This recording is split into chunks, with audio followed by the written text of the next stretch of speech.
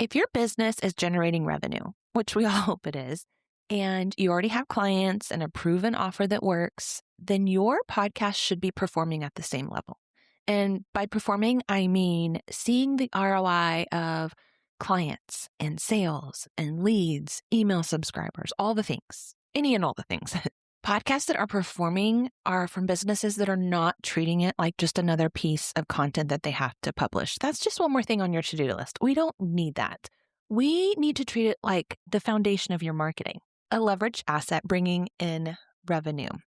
It's helping our business. It's bringing in revenue. Every episode compounds your authority. It nurtures, it brings, demand to your offers, and it's quietly moving those listeners towards making a decision to work with you or buy your product or whatever that might be for your business. So today I want to talk about what that means and why shifting this from just being content to this whole positioning of the ecosystem, why that's going to change everything that you do with your podcast. If you're new here, welcome to Podcast First Marketing. I'm Allison Nitsch. I'm here to help you turn your podcast into your most powerful marketing tool, one that will bring you email subscribers, client sales, everything you want for your business without having to be everywhere. I help you focus on your podcast and everything else just comes with it. And I've noticed something very interesting. Big name podcasters, they're always dropping how many downloads they have, or they're pretty much using that to say that they're a big deal. But what are those downloads really doing for them? I mean, probably getting them sponsors, which that's okay if that's what they want, if they're paying them for that. But do they love having to keep up with what they're told to say? Who knows? Do they really love the sponsors they have? I don't know. I've only had one client that's worked with sponsors, and it was very, in my opinion, hard for them to constantly just have to do what the sponsor wanted. So I don't focus on sponsors. I focus on you selling your own offers. And what's even more interesting is that business owners who see the real ROI from their podcasting, they're getting clients, their emails growing, they're making sales, they're getting leads, all of the things. They're not obsessing over the downloads. In fact, they very rarely, if ever, mention them. They're also not chasing the different trends on social media or constantly reinventing their content. They think about it differently. They view their podcast in the way they might view their website or a sales process or even their back end systems. It's an asset to their business. It exists to support revenue. And once I started thinking that way about my own podcast, that's when things started to really shift for me.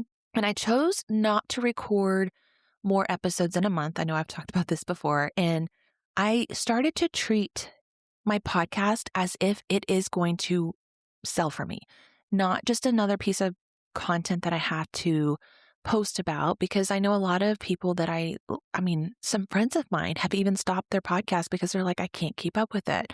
I'm not seeing a result, but they're also focusing on Instagram. They're also focusing on their email. They're doing all the things.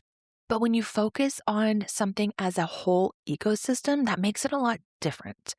And so I wanted to use my podcast as the big ecosystem and not have it just sit as another thing on my to-do list. I rely on my podcast to support my business. So let's talk about content versus foundation and what the difference is between those two, because I was looking for a word that would really explain or describe something that's more than content. So I came up with foundation. The word content just felt way too light because content could be for any platform.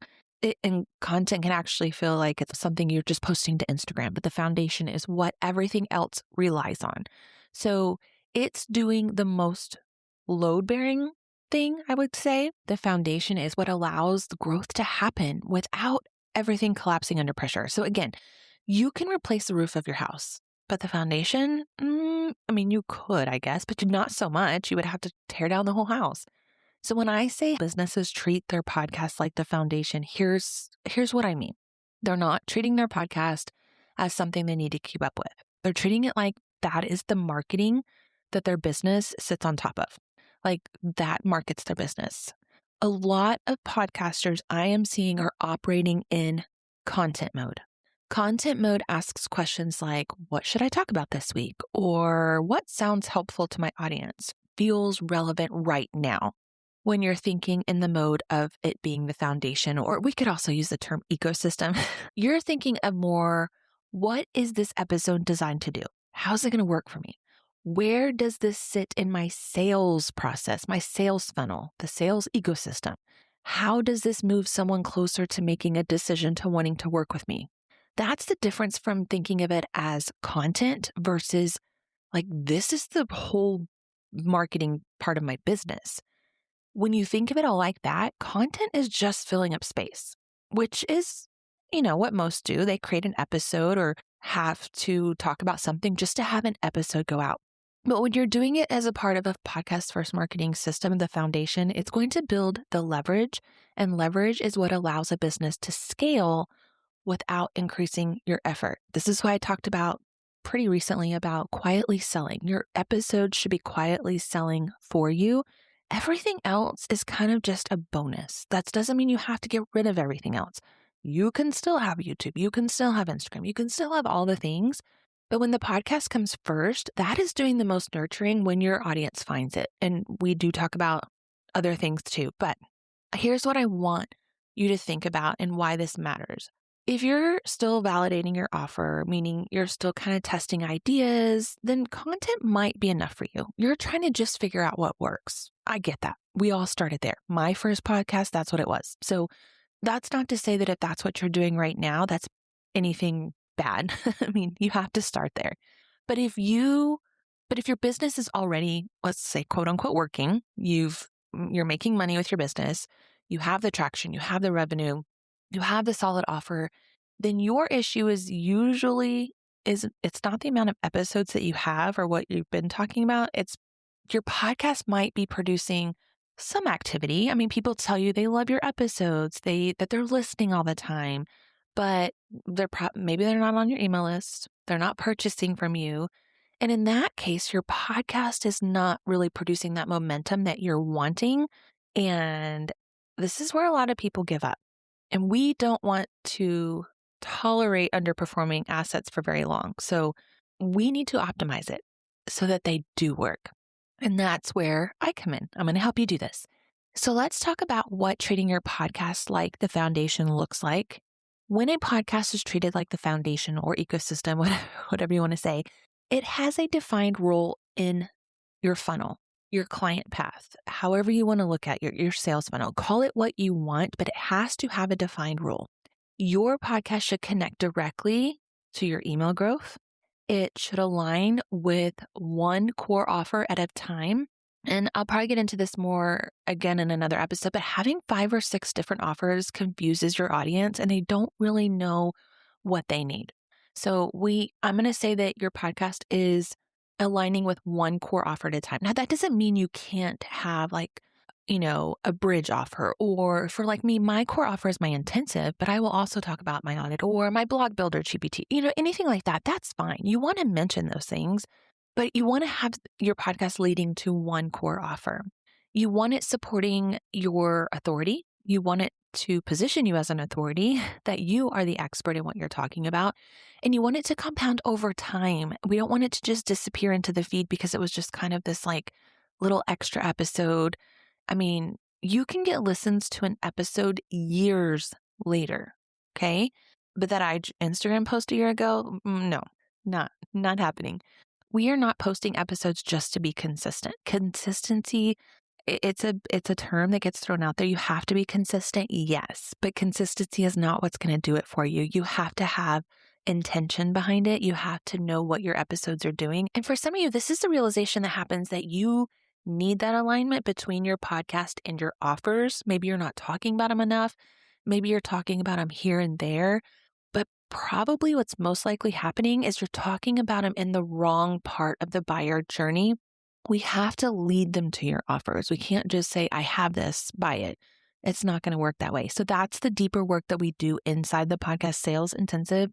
I want to kind of talk about the cost of, I guess more like the internal cost of not thinking about your podcast the way I'm trying to explain it. So let me just kind of paint the picture here of like these little hidden cost of not thinking at a higher level, whether you are or not. I just want to kind of paint the picture here.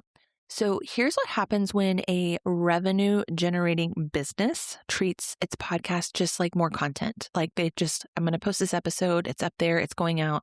It's what I want to talk about, whatever. Instead of treating it like it has a job, like for the foundation of their podcast, they're only worried about publishing that episode to have an episode. What that does is it keeps you busy, but you're not optimizing your podcast. You're publishing content, it's coming out, but you're not converting people to your offers.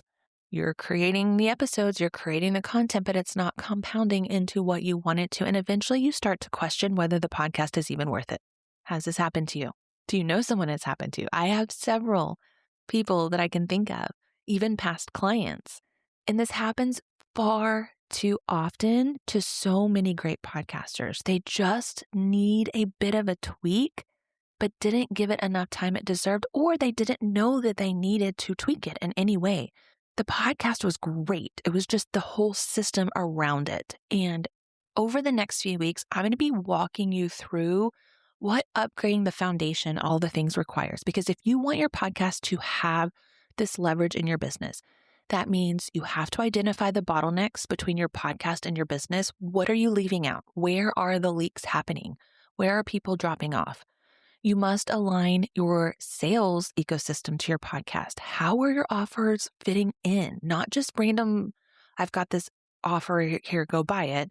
We need to remove those revenue leaks. We need to find out what's happening so that your podcast can be bringing you in the revenue you want. And we want to build the systems that support your podcast. What works for one person is not going to work for the other. I was just talking to a client the other day, and I was like, what's working for this person who's teaching it this way probably won't work for you because you've got little kids at home. So we want to find what works for you and your business. And that's exactly what I do with my clients all the time. It's not just some cookie cutter way of doing podcasting. We work with how you run your life and your business. And at some point in your podcasting journey, you've probably thought, this should be doing something more. This should be performing better. This should be bringing me clients. And you're probably right. So I want you to evaluate one thing. Are you treating your podcast like content, or are you treating it like the foundation, the ecosystem, the whole thing put together? Because that one distinction between those two determines how it's going to perform.